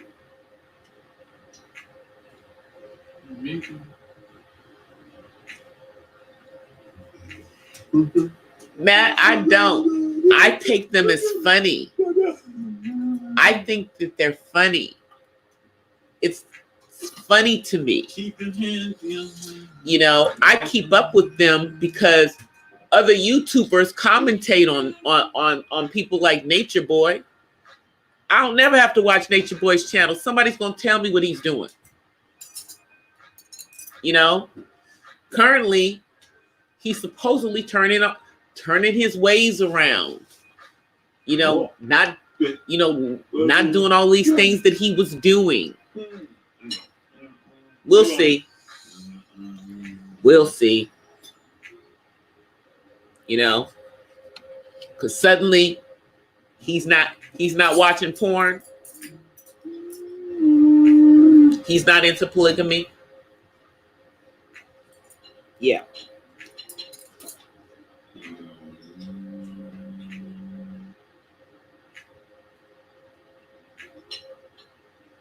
La, la, la, la, la.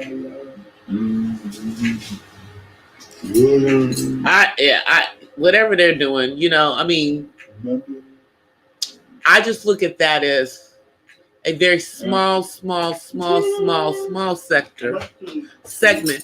you know, of millennials, you know, because they're young to me, you know what I mean? These are kids. They're like, you know, in the same age range as my son, you know, 20 something. And they think that they're woke. And maybe now they're starting to get a little woke. Because some of the crazy stuff that they're doing is unfreaking believable. But they have some older folk with them in there.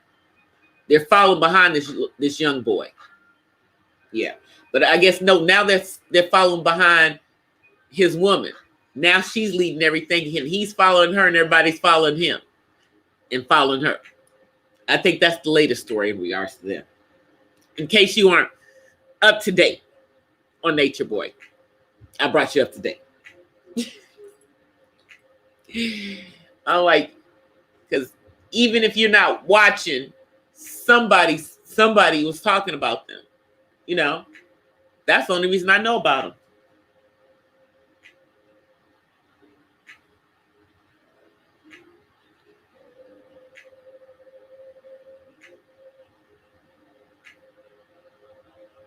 Oh, Gen X? No, I don't want to blame. Also, but see, Gen X would be, no. That would mean some of them are in their 30s, some of them are in their 40s. That's what that would mean.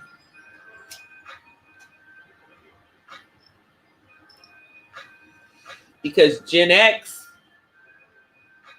goes all the way back to part of the 60s. You have some Gen Xers that are like 50. So, yeah.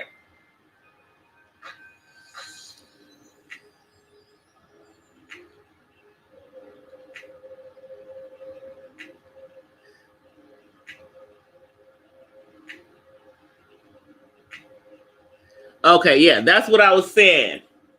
Yeah, no, Nature Boy is a youngin. Young. No, Manosphere, no, they're older. Manosphere are older. They still spew some crazy stuff, which is why it makes me shake my head even more at them. You know? So some of them, I think, have just had some really bad relationships with some really interesting women. And that has shaped their view of women, you know, because I refuse to believe that they all came from single mother households. Not going to believe that. Not going to believe that. They just are on one, you know. And some of them are just way too old to be talking the way they talking.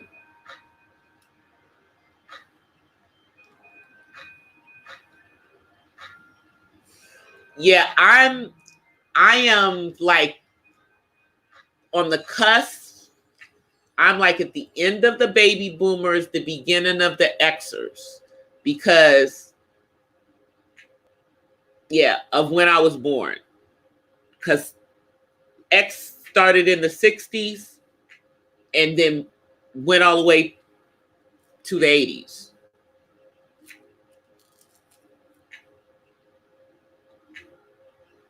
So you have You know, people like Jay-Z, you know, that are Xers.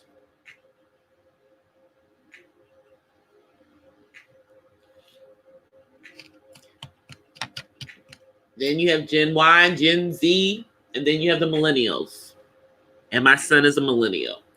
And all them little 25-year-olds, yeah, that are spewing all that stuff. I just look at them as little young boys who think that they're woke. And I know that they're going to eventually wake up from the foolishness that they're doing, but they're young. So they can afford to be stupid right now because they're still young. They can't afford to be, to be stupid like this forever, but they can do it for a minute, and they'll, that's basically where they are. They're still in that minute where they can be like this. But in another minute, they're going to need to wake up for real, and come up with a real plan and stop popping out all these babies out there in God's country. Yeah.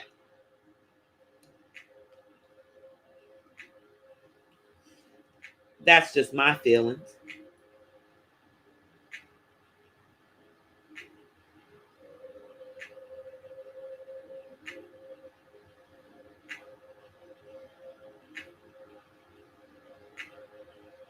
Your son is a Gen Zer. Yeah, my son was born in the mid-90s. So he's considered a millennial because he was born, the ones that are born 95 and after are considered millennials. Because of what their age would have been by the year 2000. My son was 5. No, he wasn't yet. He turned 5 in 2000. He turned 5 in 2000. So most of his growing up was in the 21st century. I mean, your millennials are the generation that has never, ever known any life without an internet. The internet has always existed for them. Always. It's pretty much always existed for anybody who was born after 1990. There's always, cell phones have always existed for them. They always existed. There's always been social media for them. So that's the millennials. They're the instant gratification generation.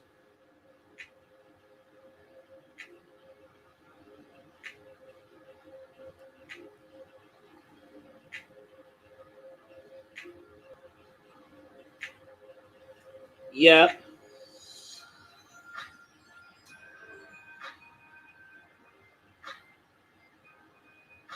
Wow.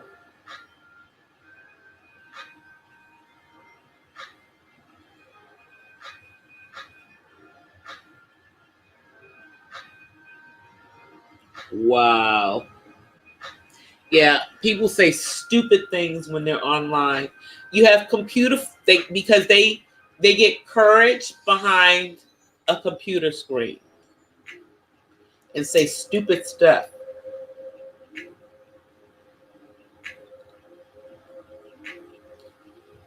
Make stupid threats.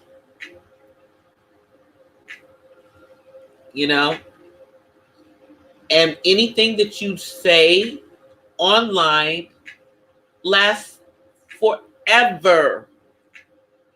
It's forever. So it's like, be careful what you type online. Be careful what you broadcast online. It's just that simple. But people don't think about that. They don't think about the long-term ramifications.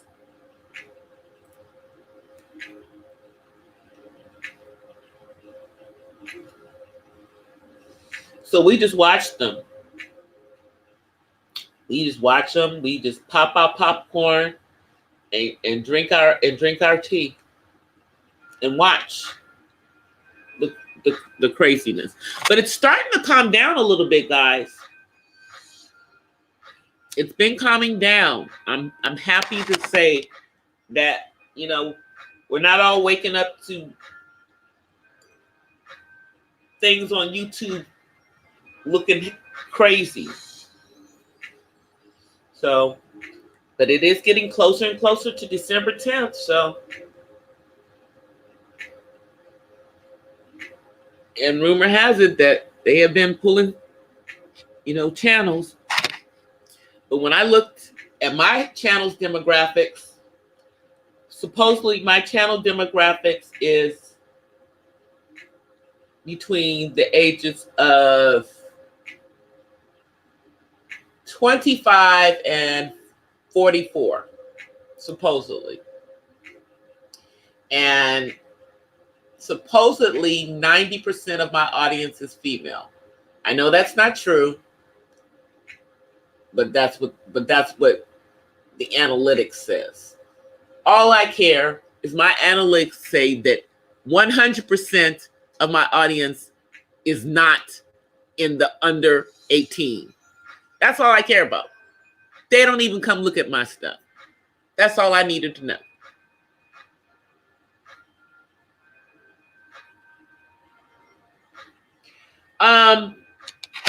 The doxing drama. It's cool. It's calming down for the last 24 hours. But I'm sure by tomorrow it'll be back on and popping. But today I didn't get a whole bunch of alerts for a bunch of crazy videos.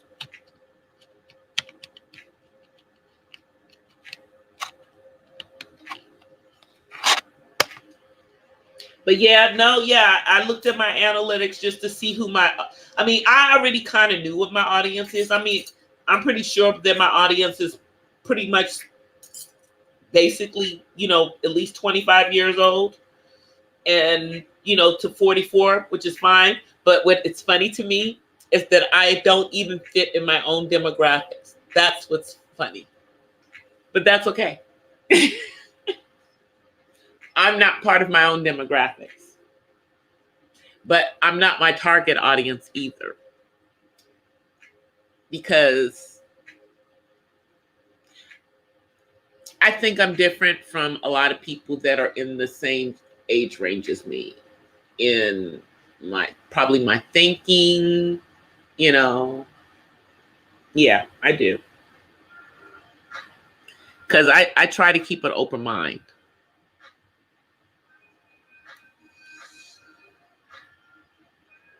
But it was quiet today. And I think that we actually got y'all helped me work through my gender fluidity conversation. Because, you know, I still think my point is valid. I still really do think that this is playing to the detriment of the image of masculinity, period, and more specifically with the cases of, you know, in the last 6 months of Malik Yoba in whatever he is, because I'm not sure what he is, because of the kids involved before in his whatever, and then now we have Billy D. Williams, who likes to refer to himself as he or she. So I don't think that this will be the end of it, but I think that this was a good, interesting point to talk about tonight. I think I'm going to be really observing how we are being portrayed in the media. And I'm talking about our Black men in the media and in entertainment going forward, you know, in 2020. Because I think that there's an attack on the image of the strong Black man. I really do.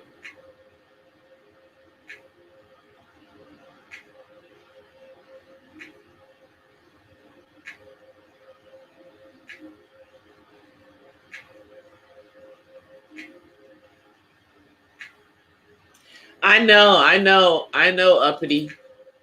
You know, that's why I am like I am about everything, you know?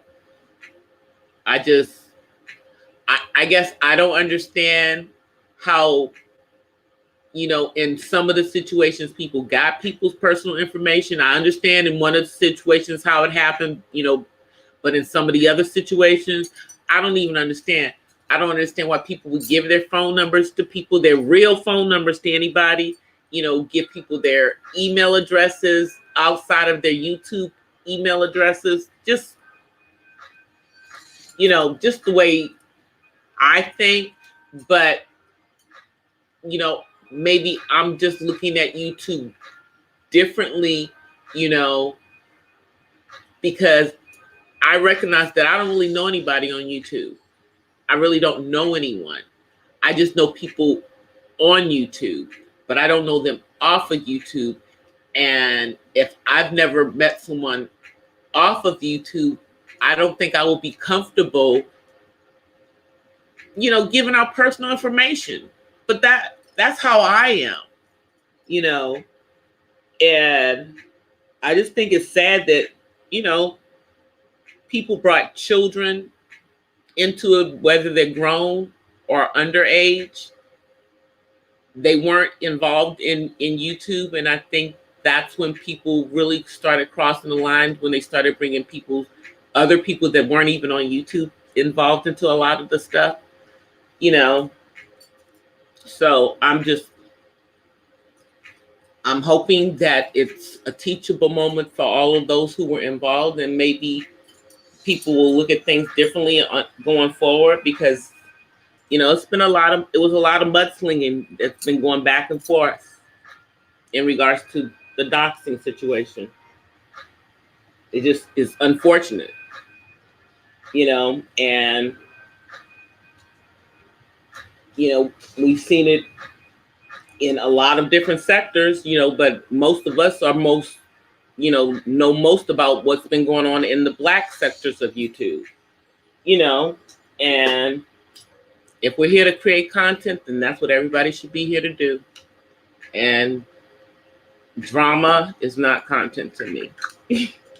You know, giving people knowledge, having conversations about subjects, that's content, you know? So I look forward to all the content creators creating content. That's what I look forward to. And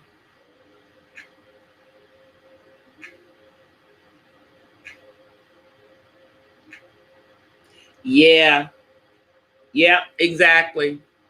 You know, people just have to protect their privacy on the internet. I mean, just like on every other platform, people protect their privacy. They have to protect their privacy on YouTube as well. Don't, you know, even if you know, you think you've known somebody for a long time, if you've only known them online, you don't really know them. So, you know, it's just lessons that I guess we're all learning with all of the stuff that's been going on, you know. But I know that it's getting late, guys, and I always appreciate you guys getting on here, and I really appreciate you guys getting on here with me about this gender fluidity thing, because it's, you know, an interesting one, and I know that everyone had some opinions in regards to it. I'm glad that Terry finally stopped buffering. You know, I'm hoping that he doesn't have any buffering later on this week, because I do want us to finish that Khazarian Jews conversation. Definitely want to finish that one up, especially since Hanukkah's coming up soon. So I definitely want to have that conversation before that. But as always, guys, I really appreciate y'all coming through here. I really appreciate it. But I'm glad you're not in it anymore, Miss Uppity Unicorn. You know, that's why I keep a low profile. At least I try to. You know, and most of the time I'm over in the autism community or other parts of YouTube. I appreciate y'all coming through tonight, though. And I will be back on tomorrow. I probably will try to come on during the day. Today was a really busy day at work.